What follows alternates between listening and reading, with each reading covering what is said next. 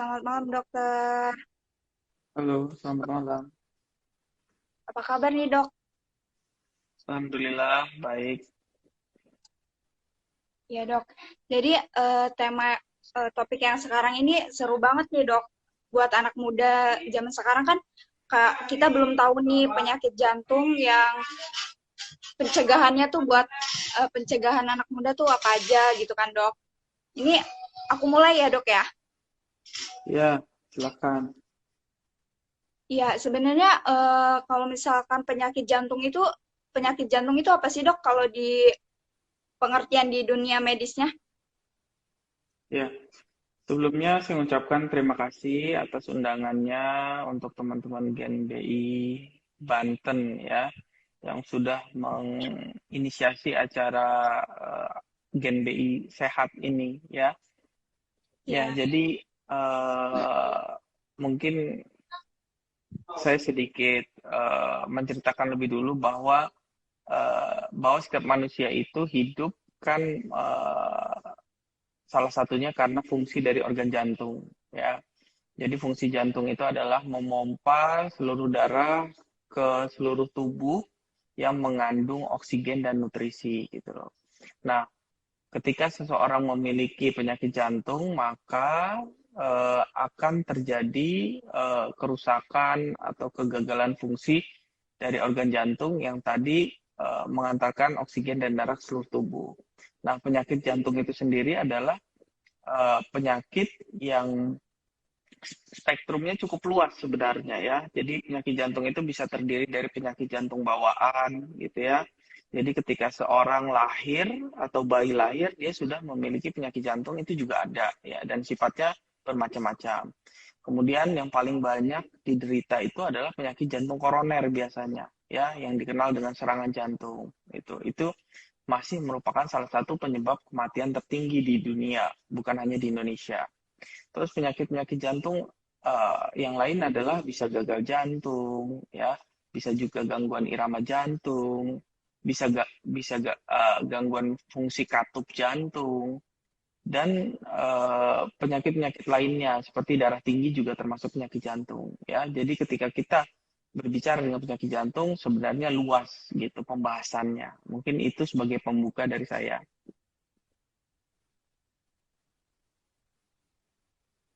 Oh gitu ya dok, menarik banget nih ya, ilmu baru banget. Nah kalau misalkan penyakit jantung itu banyak jenisnya kan dok? Apa aja sih kira-kira?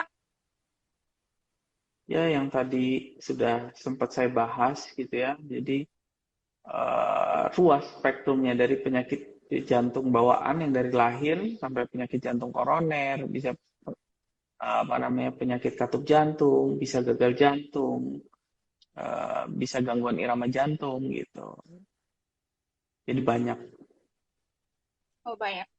Kalau misalkan biasanya anak usia-usia muda itu biasanya apa sih dok? Kalau misalkan kena jantung gitu ada ciri khususnya nggak? Maksudnya jenis penyakit jantung yang seringnya tuh apa gitu? Ya, jadi penyakit jantung pada usia muda itu juga berbeda-beda ya. Ada yang dia memang sudah derita karena faktor genetik gitu. Artinya ada gangguan baik itu keturunan ataupun gangguan genetiknya gitu ya. Nah,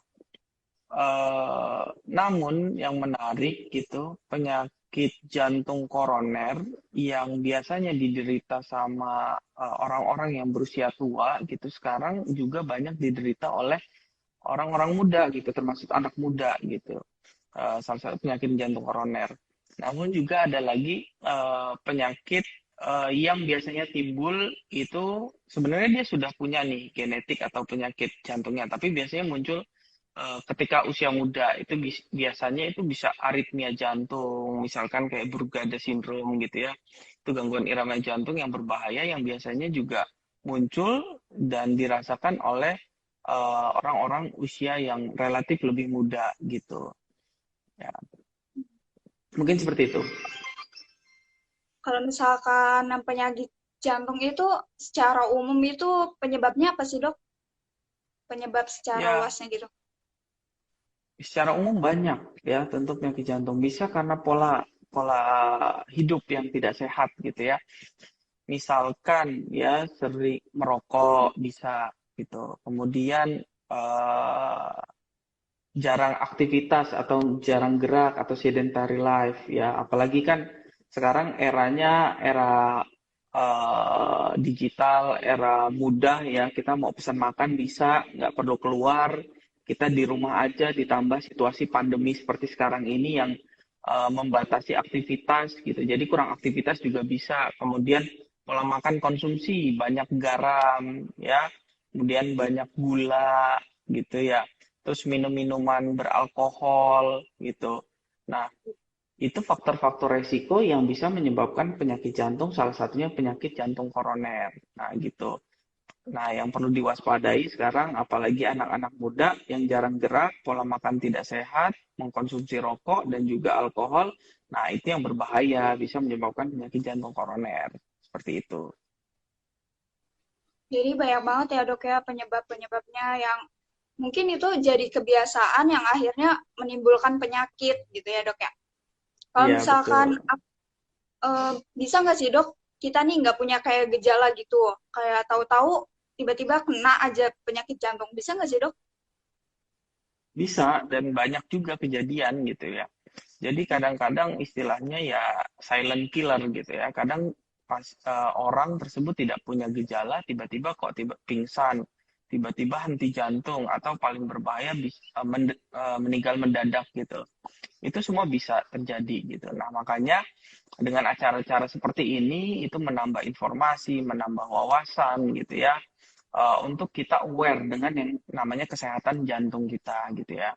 Nah, makanya ada baiknya kalau kita punya faktor resiko, misalkan kita merokok, misalkan orang tua kita ada yang punya penyakit jantung, terus juga pola hidup kita tidak sehat ya, atau kita merasa kok badan kita mudah capek, mudah sesek, kok aktivitas kita memiliki keterbatasan gitu ya, maka kita harus mulai coba memeriksakan diri kita ke dokter gitu ya. Bisa dimulai ke dokter umum dulu atau juga bisa ke dokter jantung. Nanti dari dokter jantung akan melakukan serangkaian pemeriksaan ataupun medical check up gitu untuk coba mengidentifikasi ada nggak penyakit jantung meskipun keluhan itu belum timbul ataupun belum muncul gitu. Baik dok, berarti tetap harus hati-hati ya dok ya, harus jaga apa pola hidup, makanan gitu. Nah kalau makanan sendiri tuh dok, ada nggak sih makanan atau buah-buahan yang bagus gitu buat jantung, buat merawat jantung gitu? Ya, sebenarnya dianjurkan kita menerapkan pola makan gizi seimbang ya. Artinya apa? Di situ kalori, ada nutrisinya, ada lemak, ada proteinnya gitu. Yang seimbang gitu. Jangan terlalu dominan yang memiliki kadar lemak tinggi atau kolesterol tinggi gitu ya. Seperti apa? Makan santan, goreng-gorengan ya. Kemudian daging-daging merah ya, kemudian kuning telur misalkan ya, itu yang banyak-banyak mengandung kolesterol dan juga lemak gitu ya. Sehingga disarankan gitu ya, setiap kita makan itu ada porsi untuk buah dan sayur ya. Sebenarnya buah-buahan apa aja bagus gitu ya, dan sayur-sayuran juga seperti itu gitu ya. Jadi kita harus mengkombinasi makanan kita yang ada karbohidrat, ya, protein cukup, dan juga nutrisi dari buah dan sayur gitu. Oh gitu ya dok. Kalau berarti makanan itu sayur dan buah sama-sama aja baiknya ya dok ya.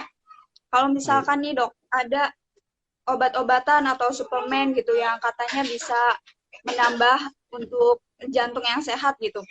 Nah, apakah dengan minum vitamin atau suplemen itu bisa mengurangi resiko penyakit jantung nggak sih dok?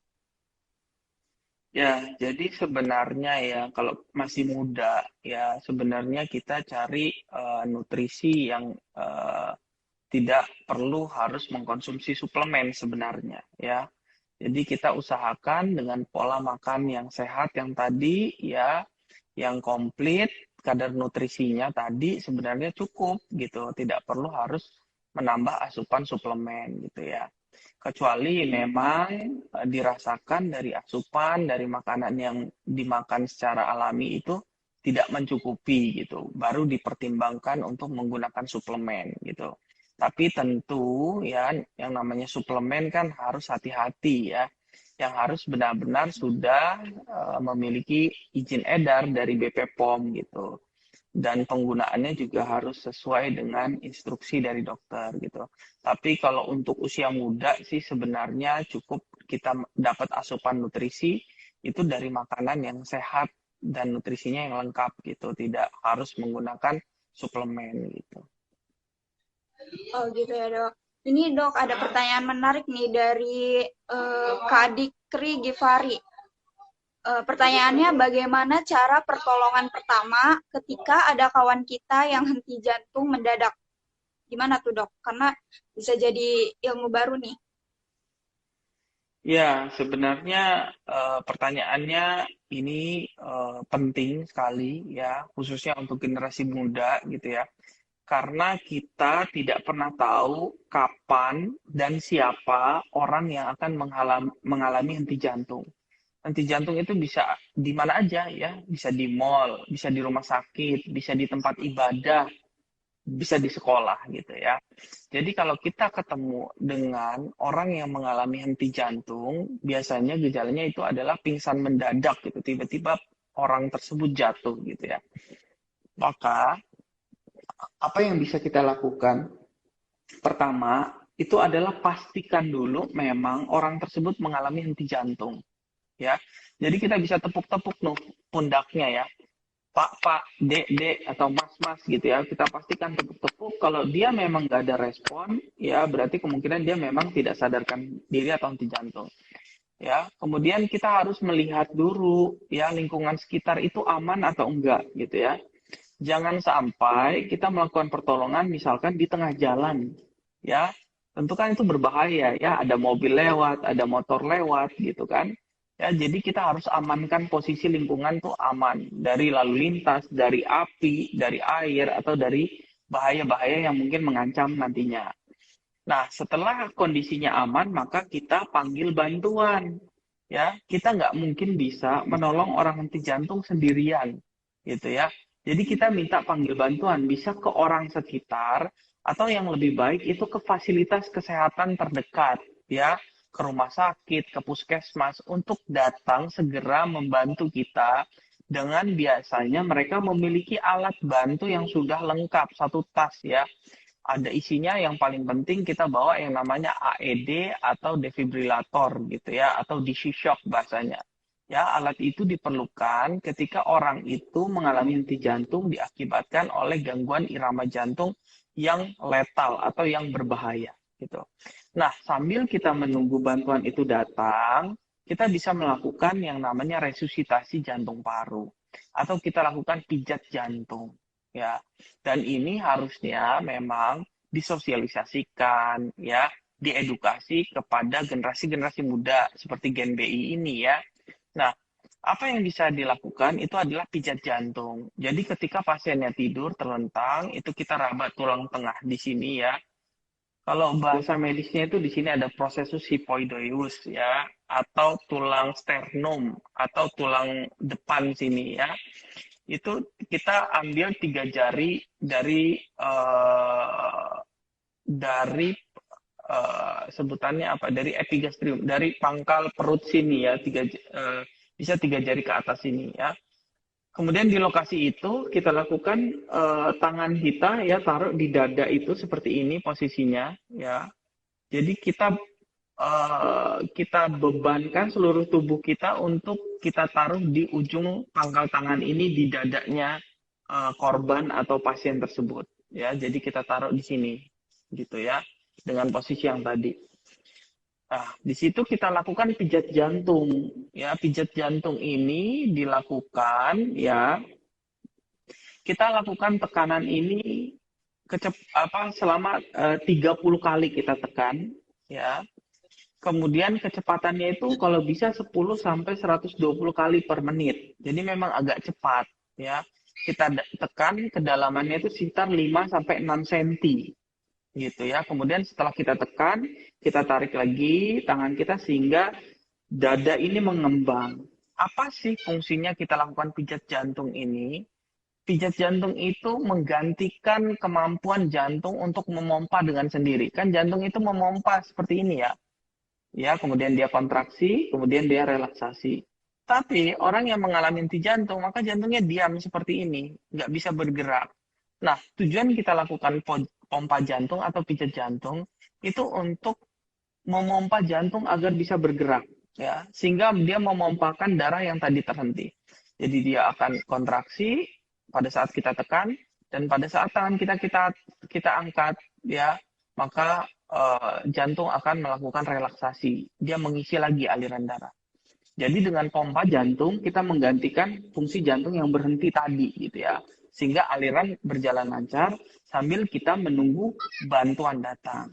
Nah, sebenarnya yang dianjurkan itu adalah siklusnya 30 kali kita pijat jantung dan kita lakukan nafas bantuan sebanyak 2 kali.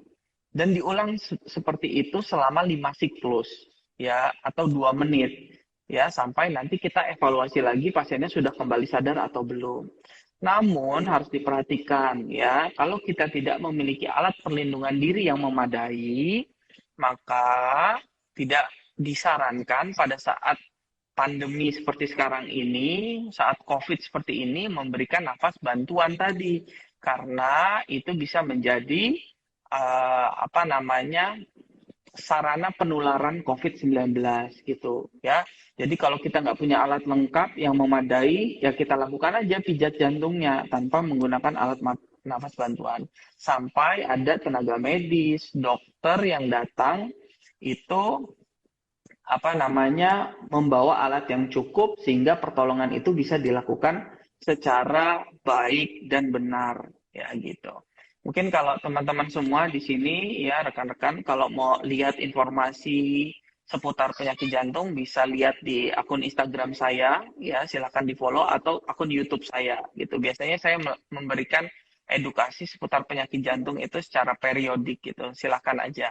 Mungkin itu sedikit penjelasan dari saya. Semoga teman-teman bisa ada gambaran dan tertarik untuk mempelajari bantuan hidup dasar lebih jauh lagi ya. Banyak kok di Google, di YouTube, silakan diakses gitu. Dan materi ini juga pernah saya sampaikan di akun Instagram saya.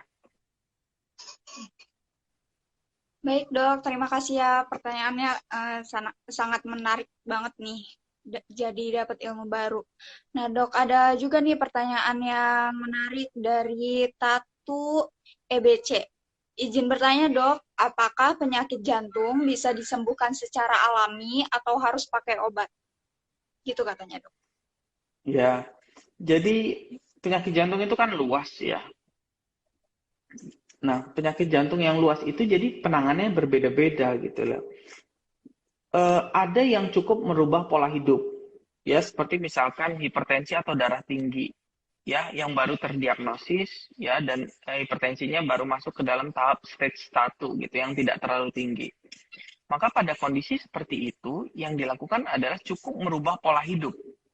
Ya, termasuk misalkan menghindari asupan garam, ya, melakukan aktivitas olahraga, ya, dan melakukan serial pengecekan tekanan darah secara berkala, ya. Nah, pada kondisi tersebut maka justru kita hanya merubah pola hidup. Namun pada beberapa kondisi memang perlu dilakukan pengobatan. Ya, pengobatan itu ya bisa menggunakan obat-obatan yang sifatnya kimia dan juga ada yang sifatnya herbal ya atau alami. Namun hati-hati sekarang banyak sekali produk-produk herbal yang menawarkan terapi tapi tidak sesuai dengan kaidah ilmiah atau sudah melewati penelitian yang cukup sehingga dikeluarkanlah izin dari BP POM gitu. Ya, itu juga bisa menjadi pilihan gitu. Di samping itu pengobatan lain ya bisa dengan operasi, ya misalkan pembedahan, bisa juga dengan minimal invasif, misalkan pemasangan ring jantung pada penderita jantung koroner yang itu hanya melewat pangkal tangan atau pangkal paha aksesnya, jadi tidak perlu dioperasi gitu. Atau bisa juga yang paling berat itu transplantasi jantung, tapi itu kondisi yang cukup berat dan belum rutin dilakukan di Indonesia. Jadi, sebagai kesimpulan bahwa terapi yang diberikan pada penyakit jantung itu tergantung jenisnya apa dan sudah pada level tahap apa gitu ya. Sehingga nanti pengobatannya menyesuaikan. Mungkin seperti itu jawaban dari saya. Oh, jadi kayak tergantung apa? Kayak level berapanya juga ya dok ya, nggak bisa sembarangan dibilang pakai obat atau sembuh alami gitu. Iya, Eh, betul. ada lagi nih dok dari Muhammad Yusuf. Kenapa pengidap penyakit jantung belum bisa melakukan vaksinasi? Apa tuh Ya, dok? jadi ini juga saya terima kasih ya pertanyaannya terkait vaksinasi ini kan memang lagi happening ya. Kita kan sedang mengalami pandemi COVID-19 ya. Nah, mungkin ada yang perlu saya luruskan gitu ya. Eh, bahwa tidak benar kalau ada pernyataan bahwa pasien dengan penyakit jantung itu tidak boleh divaksin. Ya, itu pertanyaan yang mungkin kurang tepat.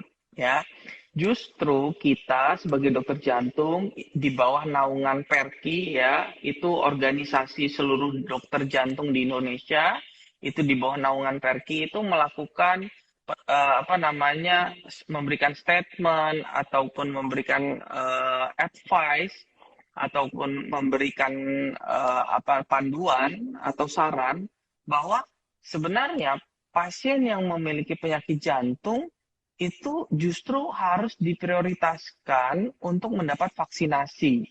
Ya, karena apa? Karena orang dengan kondisi penyakit jantung itu justru rentan akan infeksi COVID-19 yang berat gitu ya. Bayangin, orang yang nggak ada penyakit jantung aja itu bisa berat COVID-nya, apalagi orang yang dengan penyakit jantung kemudian memiliki infeksi diserang COVID-19 gitu. Namun memang ada beberapa catatan ya yang harus diperiksa dulu sebelum pasien dengan penyakit jantung itu mendapat vaksin ya, karena nggak sembarangan kita memberikan vaksin pada pasien dengan penyakit jantung ya, tapi bukan tidak boleh divaksin. Nah, catatan itu apa saja terkait evaluasi kita sebelum orang dengan penyakit jantung dilakukan vaksinasi. Ya, yang pertama pasien tersebut ya harus dalam kondisi stabil ya.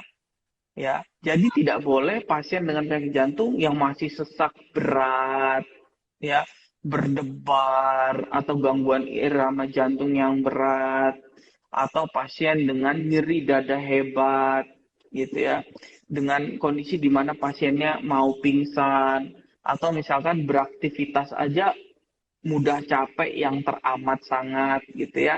Jadi pada kondisi-kondisi yang belum stabil, seperti yang saya sebutkan tadi, maka kondisi vaksin itu kita terapi dulu deh, kita obatin dulu deh gitu ya. Baru nanti ketika kondisinya sudah stabil, kita evaluasi dalam waktu 2 minggu, maka dia sudah boleh divaksin nanti kalau kondisinya sudah membaik gitu. Jadi seperti itu ya, bukan nggak boleh divaksin, tapi memang periksakan dulu lah penyakit jantungnya.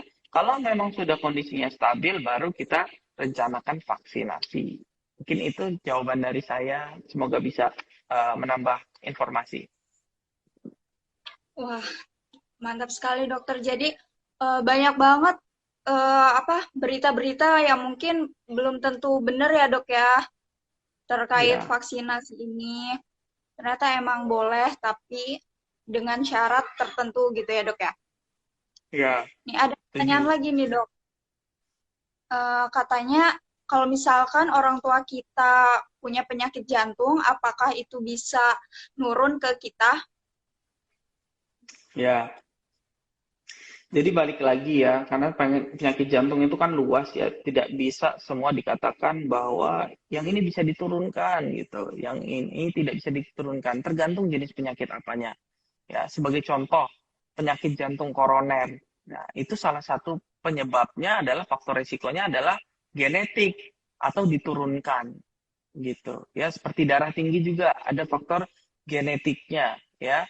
Kemudian penyakit jantung bawaan juga sebagian penelitian menunjukkan ada faktor genetiknya gitu. Jadi memang pada beberapa kondisi ya itu memang bisa diturunkan penyakit jantung itu gitu ya. Misalkan kayak penyakit jantung koroner itu, kalau orang tuanya kena serangan jantung, ya misalkan pada orang tuanya yang laki-laki ayahnya gitu kena serangan jantung, ketika usianya kurang dari 55 tahun, atau untuk ibunya ketika kena serangan jantung itu kurang dari usia 65 tahun, maka dia suatu prediktor yang kuat atau faktor genetik yang cukup kuat untuk diturunkan ke anaknya gitu ya. Tapi jangan gini ya, jangan itu menjadi momok suatu ketakutan gitu kan. Kadang-kadang kita itu maunya harta warisan aja nih yang diwariskan kan, tapi penyakit nggak mau, ya nggak? Serius. Ya, jadi memang selain harta warisan, penyakit juga bisa diturunkan. Tapi yang ingin saya tekankan bahwa ketika kamu terdiagnosis suatu penyakit jantung, itu bukan akhir dari segalanya gitu ya. Jadi bukan berarti wah orang tua saya ini punya penyakit jantung, terus jadi kita kepikiran, depresi, stres, bukan seperti itu. Karena sekarang teknologi sudah canggih, obat-obatan sudah banyak, fasilitas kesehatan sudah mudah dijangkau. Ya, alat-alat semakin berkembang sehingga orang-orang yang terkena penyakit jantung itu masih sangat mungkin untuk disembuhkan, masih sangat mungkin untuk beraktivitas seperti biasa lagi gitu ya. Ya, beberapa waktu yang lalu saya berkesempatan juga untuk IG Lab dan ngobrol sama beberapa orang yang terkena penyakit jantung di usia muda ya. Nah, ternyata dia apa? Sekarang saat ini ketika dia menjalani terapi, di saat dia mengkonsumsi obat ya dan berusaha untuk sembuh, dia masih bisa kok beraktivitas seperti biasa, bisa main bola ya dan aktivitas-aktivitas yang lainnya. Jadi intinya adalah ketika Anda terkena penyakit jantung, itu bukan akhir dari segalanya. Kita masih bisa berusaha untuk sembuh dan bangkit untuk aktivitas produktif lagi gitu, apalagi untuk anak-anak muda gitu loh. Gitu. Tetap harus berpikiran positif dan menjaga pola Betul. hidup kita sendiri ya dok ya. Ya. Ini dok, kayaknya topik jantung ini seru banget nih, banyak banget yang nanya dok. Kayaknya apa? Selalu penasaran gitu. Ada lagi nih dok. Dok, air putih itu kan sehat ya, malah bagus. Tapi kenapa untuk orang yang punya penyakit jantung itu harus ditakar minumnya? Kenapa tuh dok kira-kira? Ya, siapa itu? Dari siapa itu pertanyaannya? Itu bagus tuh. Dari Sena_03 dok. Oh iya, kayaknya Sena ini punya keluarga mungkin yang punya sakit jantung dan minumnya dibatasi gitu ya. Nah, jadi kembali lagi ya, kita belajar lagi tentang sistem tubuh, organ tubuh ya gitu. Sebenarnya cairan air putih itu baik dan memang dibutuhkan oleh tubuh gitu ya, sepanjang jumlahnya cukup gitu ya. Nah, pada pasien dengan penyakit jantung ya, nah khususnya itu pasien dengan gagal jantung, ya artinya jantung ini tidak bisa mampu mencukupi kebutuhan ya dari sel-sel tubuh baik akan oksigen maupun nutrisinya gitu. Nah, pada kondisi gagal jantung contohnya ya, jadi ada gangguan kontraksi atau pompa dari jantung sehingga pompanya menjadi melambat dan akhirnya cairannya itu menumpuk ya, tidak lancar gitu ya. Harusnya kan darah didorong ya dengan pompa jantung seperti ini sehingga alirannya kan lancar ke seluruh tubuh. Tapi pada gangguan pompa jantung tersebut dia hanya sedikit pompanya, akhirnya alirannya kan nggak lancar ya, mandek gitu. Nah, pada kondisi seperti ini itu ketika beban jantungnya itu sudah berat dan orang tersebut minum konsumsi cairan yang lebih banyak, maka apa yang terjadi? Jantungnya itu tidak mampu lagi memompa, akhirnya cairan menumpuk dan ini penumpukan ini bisa berbahaya ya, karena bisa aja penumpukan ini terjadi akhirnya di paru-paru yang menyebabkan pasien tersebut jatuh dalam kondisi sesak nafas yang berat gitu ya. Sehingga apa? Sehingga pada pasien-pasien yang memiliki penyakit jantung, khususnya gangguan pompa jantung itu, cairannya kita batasi gitu agar pompa jantung yang tadi sudah sakit nggak bertambah berat lagi tugasnya gitu ya. Paham ya kira-kira penjelasan dari saya ya gitu. Jadi sepanjang orang tersebut tidak ada masalah jantung, ya cairannya ya silakan gitu, tidak ada perlu restriktif atau pembatasan yang ketat gitu. Tapi ketika orang tersebut memang punya penyakit jantung dan dia dikhawatirkan akan jatuh dalam kondisi overload atau cairannya berlebih, maka memang kita batasi cairannya gitu. Mungkin itu penjelasan dari saya. Terima kasih dokter. Nah, Ya, ini dari tadi aku kan baca ya dok ya kayak pertanyaannya gitu banyak banget yang bagus-bagus. Cuma kalau aku bisa simpulin itu mereka tuh pada nanya kayak, dok kenapa ya apa jantung tuh kadang tiba-tiba cepet terus tiba-tiba sakit kayak gitu. Sebenarnya kan intinya sama nih dok. Pertanyaannya tuh mungkin kayak gimana sih cara kita mengenali gitu paling gampang deh kalau misalkan jantung kita ini lemah atau bermasalah gitu dok. ya. Saya itu selalu selalu suka ya berdiskusi dengan anak-anak muda gitu ya, karena saya juga masih muda kayaknya. Ya, jadi memang anak muda itu identik dengan rasa ingin tahu yang besar ya. Nah, ya semoga aja nanti dengan acara ini saya bisa menambah informasi gitu ya. Nah, gimana sih kita harus mulai aware, oh kayaknya saya punya masalah jantung nih gitu ya. Jadi biasanya orang-orang yang punya sakit jantung itu memiliki keluhan yang khas gitu. Misalkan apa? Nyeri dada. Nyeri dadanya itu kalau aktivitas misalkan ya. Atau saat stres gitu ya. Waduh, apa itu? Nggak ada kucing dok, Ada kucing. ada perperangan di dalam rumah tangga sepertinya. Ya. Maaf dok, Nah, kucing dok. jadi iya, jadi nyeri dada salah satu tandanya ya yang dipengaruhi aktivitas, stres gitu dan nyeri dadanya itu akan berkurang karena istirahat gitu ya. Nyeri dadanya biasanya di tengah sini gitu, menjalar ke punggung ya, kemudian ke rahang, ke lengan kiri, disertai oleh keringat dingin, mual ataupun muntah gitu ya. Nah, kalau nyeri dada yang seperti itu bisa jadi petanda bahwa ada masalah di jantungnya. Kemudian gejalanya apalagi dok yang bisa menyebabkan, yang bisa menunjukkan itu suatu ke arah jantung adalah sesak nafas. Ya, biasanya sesak nafasnya dipengaruhi oleh aktivitas, misalkan naik tangga, ya jalan jauh gitu, mudah capek gitu ya. Kemudian sesaknya itu lebih nyaman, pasien lebih posisi duduk dibanding tidur gitu. Nah itu sesak nafas yang mungkin diakibatkan oleh jantung. Terus gejalanya apalagi dok? Berdebar gitu ya. Nah, berdebar yang tiba-tiba muncul, dadanya terasa kok cepet banget degupannya gitu, atau iramanya jadi nggak teratur, disertai pusing, mau pingsan gitu ya, yang tiba-tiba. Nah, itu mungkin penyakit jantung. Tapi kalau misalkan berdebar, ya itu karena ngelihat mantan jalan dengan gebetan barunya, tentu itu bukan penyakit jantung ya. Nah, biasanya kan anak-anak muda gitu tuh baperan kan, apalagi kalau di ghosting sekarang kan sering kayak gitu kan. Tiba-tiba lagi deket-deket, lagi nyaman-nyamannya, terus tiba-tiba ditinggal, jadinya berdebar atau nyeri dada, ya bukan seperti itu, ya gitu. Mungkin tiga itu dulu yang bisa dipahami bahwa gejalanya itu biasanya berdebar, nyeri dada, sesak, ya, dan gejala-gejala lainnya lah. Masih banyak terkait penyakit jantung gitu. 3 aja dulu ya dok ya, biar kita gampang lah Dihafal. ingetnya.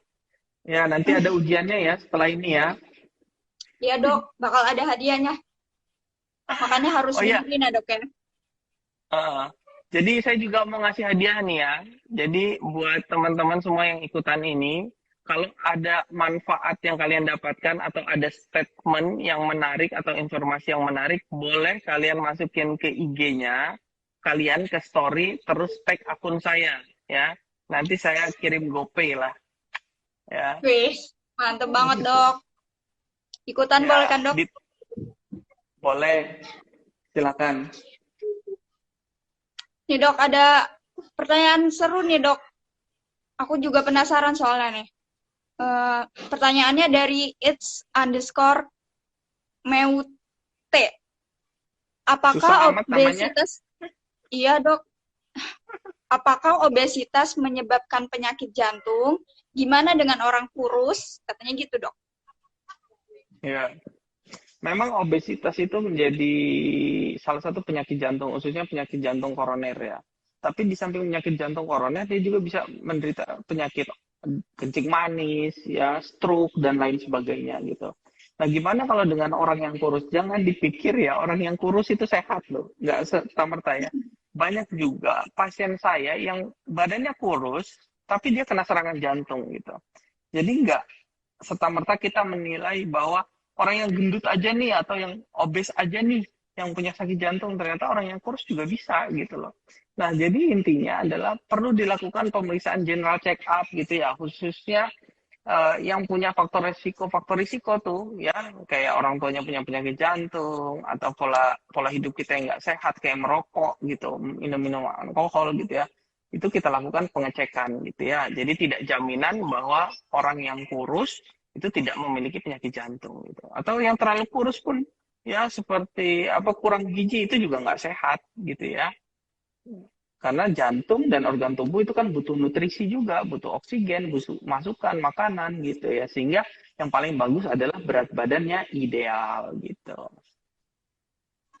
Berarti pertanyaan itu kurang itu ya, Dok ya, kurang bener. Kayak nggak cuma orang gendut doang gitu yang bisa, orang kurus juga bisa. Itu kan tergantung Ya, pola hidupnya ya, Dok ya. ya betul.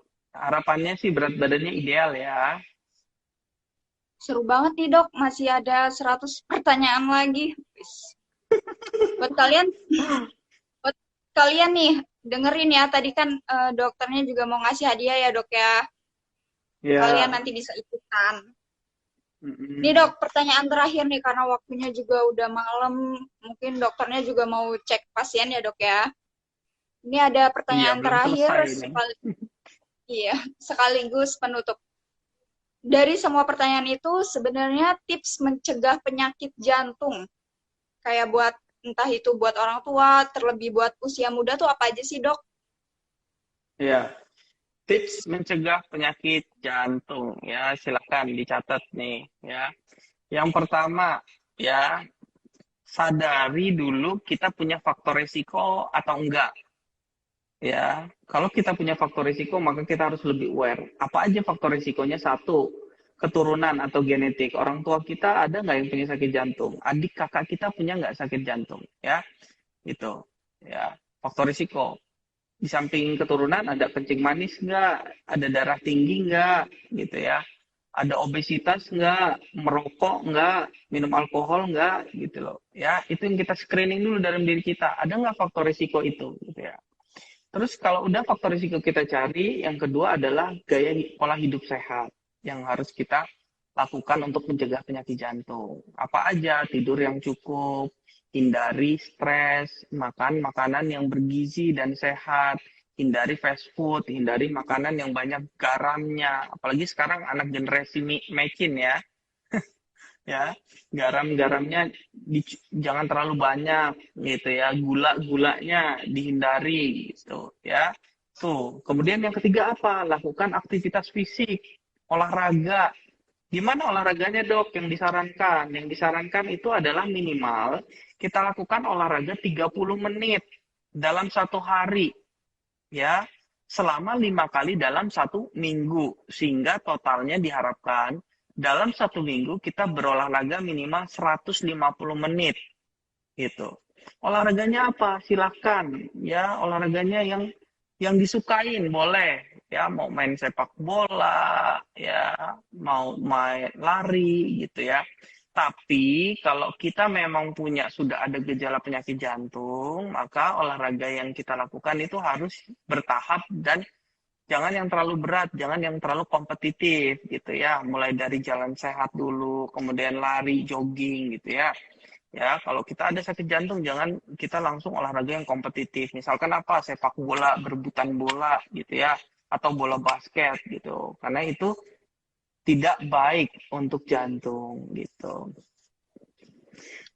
Nah, terus ya mungkin yang terakhir ya kita lakukan mencegah penyakit jantung yang paling baik itu adalah salah satunya dengan medical check up ya kita periksa ke dokter, tensinya kita cek, ya darahnya kita lakukan pemeriksaan, bila perlu kita lakukan treadmill tes, ya misalkan teman-teman jalan di alat treadmill, kemudian bebannya ditingkatkan secara bertahap sambil dilakukan pemasangan rekaman jantung atau kelistrikan jantung. Nah, di situ kita bisa lihat apakah orang ini ada persoalan jantungnya atau enggak. Mungkin itu serangkaian kegiatan untuk kita aware mencegah penyakit jantung, ya.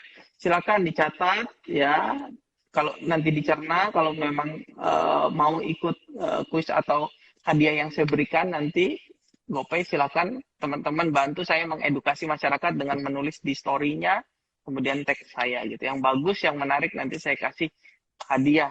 Jadi nggak hanya dari Gen BI Banten aja hadiahnya, ya. Boleh ya dok ya, semua bisa ikutan ya dok ya. Bisa. Makasih nih dok. Buat ilmunya apa sangat menarik sekali. Ini masih banyak banget sebenarnya pertanyaannya. Cuma karena waktunya tidak mencukupi gitu. Jadi lain kali nanti kita bahas lagi ya dok ya. Makasih banyak Ya, nih dok udah boleh. meluangkan waktunya. Semoga ilmu yang kita terima juga bisa bermanfaat dan terserap di otak ya dok. Ya, itu yang penting. Jadi, mungkin sebelum menutup, saya ada pesan bahwa informasi apa yang didapatkan ini bisa disampaikan ke teman-teman yang lain, ke keluarga yang lain, ke sahabat-sahabat yang lain, ya, sehingga menjadi manfaat. Kalau masih ada pertanyaan lagi, atau memang ada keingintahuan yang lebih mendalam seputar penyakit jantung, ya bisa follow Instagram saya, ya, di Sigit Pratama Yustitia, atau ikuti informasi dari channel YouTube saya di Sigit Pratama Yustitia juga, ya. Nah, nanti di situ ada informasi-informasi. Bisa juga dikasih tahu ke keluarga, ke teman, ke sahabat yang punya penyakit jantung untuk mendapat informasi dari channel tersebut, gitu. Ya dok, ilmu harus selalu dibagikan ya dok ya, apa sedikit dan sekecil apapun itu. Betul. Makasih ya dok ya, sekali lagi semoga Ya, dokter sehat sama-sama. selalu. Kasih. Amin. Ya, sehat semua ya. Ya, makasih ya dok. Sekarang kita mau ke sesi pertanyaan nih, sesi kuis. Siap-siap ya buat kalian. Cuma 2 orang nih, cuma 2 orang. Yang benar dan yang tercepat ya. Pertanyaannya apa ya kira-kira dok? Gampang sih ini. Cuma 2 kata jawabannya. Siap-siap ya. Ini yang tercepat. Aku pilih. Jadi pertanyaan yang pertama.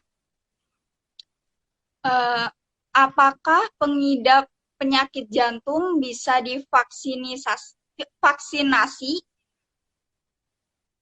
Jawab di kolom komen. Gampang kan dok? Ayo, Pasti gampang. Tadi udah saya bisa lah. jelasin tuh.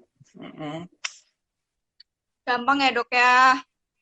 Gampang. Belum ada yang jawab nih. Apakah pengidap penyakit jantung? Udah ada nih dok. Udah tuh, jawab tuh. Bener nggak nih dok Kasyaf jawabannya? ya? Enggak, Erika Kasyaf ya? Givari. Oh iya, Givari ya. dok. Ya, Bener nggak dok ya. kira-kira? Penderita penyakit jantung itu bisa divaksin, tapi Bisa ya dok ya? tetap bisa, tapi dengan serangkaian pemeriksaan dulu ya untuk memastikan kondisinya stabil gitu. Berarti Dikri pemenangnya pertama nih dok ya. Setuju ya Ya, dok? boleh. Selamat, selamat, selamat. Hadiahnya apa ya? Tadi Dikri. Hadiahnya uang. Pokoknya gede dah dok. Lumayan kan dok buat beli es. Yeah. Pertanyaan yang kedua nih. Siap-siap ya. Kira-kira apa nih?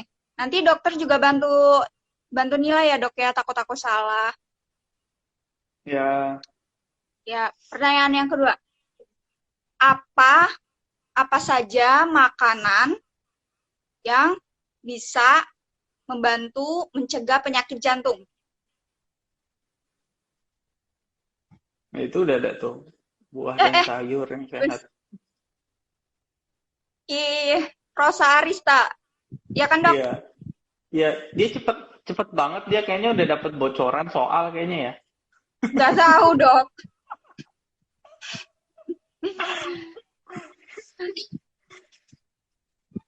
Ya udah bener Bener tadi ya, nggak, Dok? makan sayur dan ya makan banyak, makan sayur dan buah ya.